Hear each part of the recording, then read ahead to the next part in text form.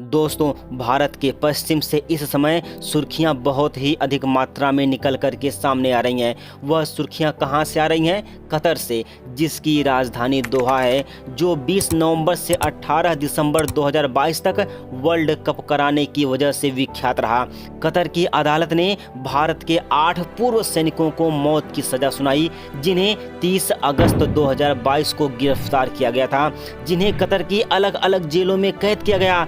लेकिन खास बात निकल करके ये सामने आती है कि इन पर लगे गए आरोपों को सार्वजनिक नहीं किया गया और इन्हें मौत की सजा सुना दी गई, जिनका नाम captain Navneet Singh Gill, captain Saurabh Vashisht, captain Virendra Kumar Verma, commander Purnendra Tiwari, commander Suganakar Kapala, commander Sanjeev Gupta, commander Amit Nagpal और सेलर गणेश है। जब ये अपने घरों में सो रहे थे तो इसी दौरान कतर इंटेलिजेंस ऑफिसर पहुंचते हैं और बिना आरोप बताए इन्हें गिरफ्तार कर लेते हैं। ये 8 अफसर कतर के नौसेना को ट्रेनिंग देने वाली एक निजी कंपनी में काम करते थे, जिसका नाम दहारा ग्लोबल टेक्नोलॉजी एंड कंसल्टेंसी बताया जाता है। इन 8 पूर्व भारतीय सैनिकों पर इजराइल की तरफ से कतर के खिलाफ जासूसी करने का आरोप लगाया जाता है और इन्हें फांसी की सजा सुना दी जाती है।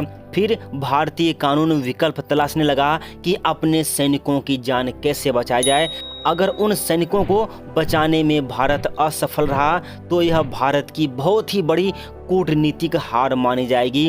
दोस्तों, फिर यहीं से कहानी मोड़ लेती है। भारत सरकार इस पर पूरे तैनाती से पैरवी करना शुरू कर देती है और 2 अक्टूबर को प्रधानमंत्री मोदी और कतर के अमीर शेख तमीम बिन हमद अल थानी से मिलते हैं और जब वह मिलते हैं तो कुछ न कुछ बात दोनों में हुई होगी अपने सैनिकों को लेकर। इसके अगले ही दिन 3 दिसंबर को कतर की जेल में बंद 8 भारतीयों से भारतीय राजदूतों को मिलने का मौका दिया गया और इसके 26 दिन बाद उनकी फांसी की सजा पर वहां की अदालत ने रोक लगा दी। अब सजाए मौत की जगह इन भारतीयों को जेल में रहना होगा। दोस्तों, इस फैसले पर कूटनीति के हिसाब से इसे भारत सरकार की बड़ी उपलब्धि के तौर पर देखा जा रहा है। और हाँ दोस्तों, जानकारी के लिए बता दूं कि इन्हें 26 अक्टूबर 2023 को मौत की सजा सुनाई गई, वो भी किसके कहने पर?